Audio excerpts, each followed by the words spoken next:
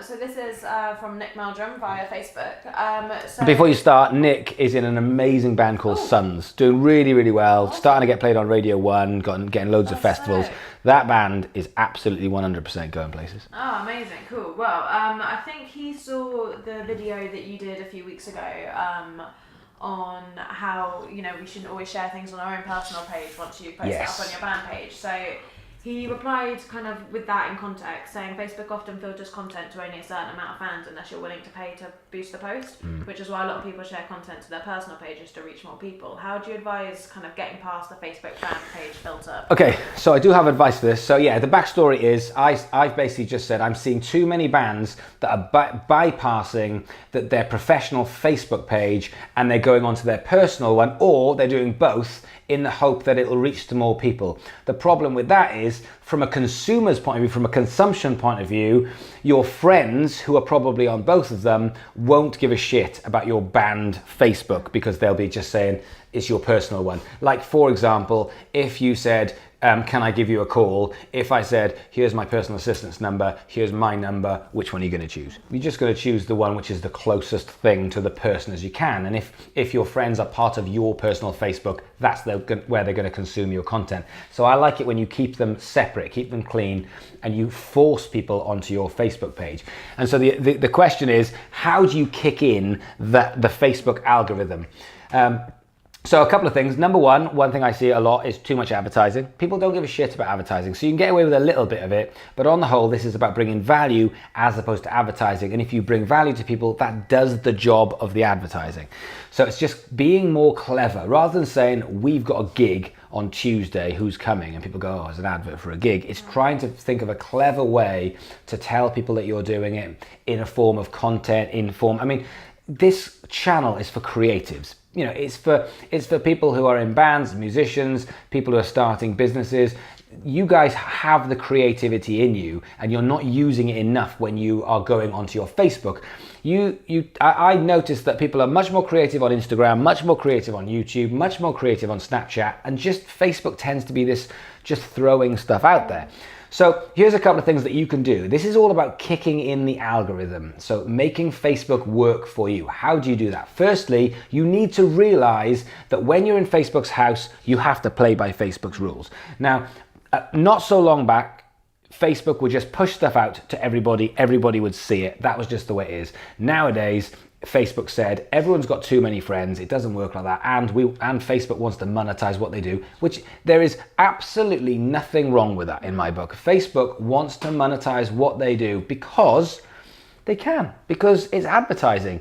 TV shouldn't be free for advertising, radio shouldn't be free for advertising. Why should Facebook be advertising? If you don't like it, go and build Facebook and then, and call it Facebook 2 and just say, but we're not going to do ads, and see how that goes.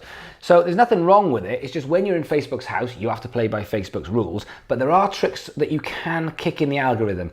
So what you're trying to do is you're trying to play on people's egos, you're trying to play on people's emotions, and you're trying to get people to engage with you, because every single time someone likes, shares, comments, anything, any kind of engagement on your Facebook post, Facebook, Mr. Facebook, goes, ooh, that went down quite well, and there's another one, and there's another one, and it just says, look, for every one you get, we're going to start sharing it to some more people, because it's trying to decipher what are the important posts and what are the not important posts. So if you put something out there that only gets 2 likes, then it won't be shared very much. And not only that, but when it comes to the next post, Facebook's going to be thinking, what's this one going to be? Because your last one was a little bit self-centered, it didn't really work. So you're constantly trying to play the Facebook algorithm. So one thing you can do is ask questions. I don't see enough comments on Facebook. I see loads of pictures that go out and say, we're doing this, or here's us playing at this gig, or here's us in the studio. It's very difficult to actually engage with that, because you guys will know this. When you're sitting, you go for a meeting with someone and you sit there and all they do is chat about themselves. Yeah. And you're just kind of going, oh, that's cool. And I'm doing this. Oh, that's cool. And I'm doing this. And you're sat there going, I mean, great. Yeah. Oh, cool. Okay, great. And that's happening on Facebook. So it's too easy for people just to go but they're not going to, unless it actually affects them, because we're all selfish people. So you're trying to actually affect people emotionally and bring them value. Now, if you flip it around and you actually just say, we're going to play a gig next week, here's 2 of our songs, which one do you think we should open with? Then all of a sudden there's much more of an easy way for your audience to say, I'll get involved in that, I'll come through, I'll be a part of that, instead of just saying, come to our gig, where people just go, yep, seen it, it's gone, it's just an advert. So you're trying to bring people into it. I love questions on Facebook, and I think the Facebook status is underused, and it's undervalued, because you can spend lots and lots of money on a graphic design team, on a video team, on all that kind of stuff, just to build up all this great comment, and then all of a sudden you'll put a comment which just says something about news or foreign affairs, or asking the audience a question that can get 3 or even 4 times the amount of engagement than a picture or a video can, if it's done in the right way, because it's done in more of a kind of question way, So that is a really good way that I would suggest of trying to kick in that algorithm. The other thing is, there's always going to be detail, there's always going to be when you should post, there's always going to be what's the best type of content for you, but what you're trying to do is bring people value. So another thing is, if you've noticed, we've started doing a competition. Now there's 2 reasons for the competition, and it's something I want to lift up. I want to do, I'm going to make a video on this today. I want to have more engagement with you guys, but I'm really struggling. I just haven't got the time. I've got so much on my plate. I haven't got the time anymore to sit down for 3 hours a night, which is what I was doing for the first 6 months. To sit down for 3 hours a night to just chat one-to-one on Facebook, which is what I was doing. Nowadays, I just get too many messages that come through. And of course, as soon as I reply, they reply back. Yeah. So I'm like, oh shit, this is getting too much. So I want to do more things, like I want to have more Skypes. I want to be able to have more video content that's helping people. I want to be able to have more meetings. I want to go to more rehearsals, stuff that I can actually do in the day, which is fun, as well as just sat in the evening doing Facebook.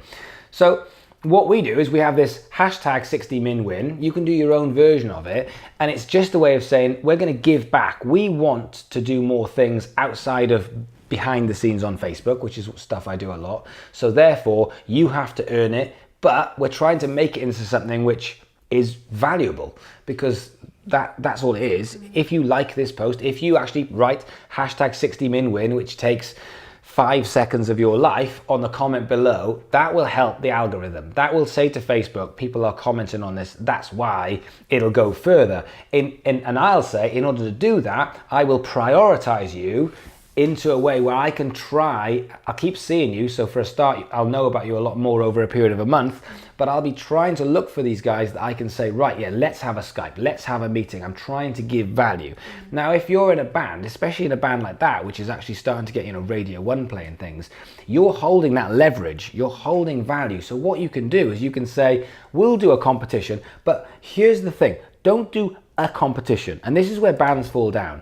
This happens all the time. I've had probably 10 bands that have got in touch with me over the last couple of weeks, and they've said the competition thing doesn't really work for us. And when I look into it, what you've done is you've flipped it around, so the competition's about you instead of about them. And you've gone, tell you what, if you like or subscribe to our channel, we'll give you one of our albums. It's like, but your album's free. Like, what, or a single. We'll give you a free download of our single. And I'm like, it's 79p. I mean, it's not like you're giving away the earth, is it? Like, well done, you get 79p single. Like, do something that's going to really bring someone value. Like, and what do people value?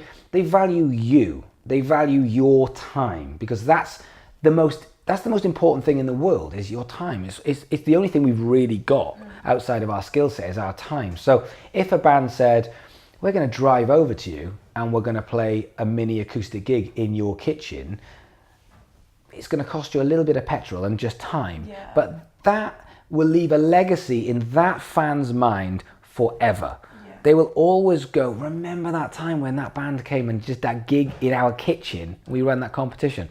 That provides value. So if you're going to give away value, it needs to be value. Connor gave away his guitar. That was amazing. I've seen people giving away now, starting to think about it and going, you're right, we can't give away an album, because we can't give away an album when it's not a competition. Yeah. So therefore, what is actual value? So things like Imagine if you went and got 5 lottery tickets and said, I'm going to give away the chance that you might become a millionaire overnight. Probably not, but at the same point, at least it's fun. At least it gives a bit of value. And if for example, you've got an unscratched lottery ticket, which you might win 50 grand on, you're like, imagine if I did. You're more likely to then say, do you know what, 60 min win or whatever your competition thing is, because yes, it's only a £1 lottery ticket, but it's also the chance that it might be 50 grand or £1 million or whatever it's going to be. So you've just got to think better about these competitions, and the way you need to do it is ongoing competitions and not one-off ones. And that's what I'm seeing.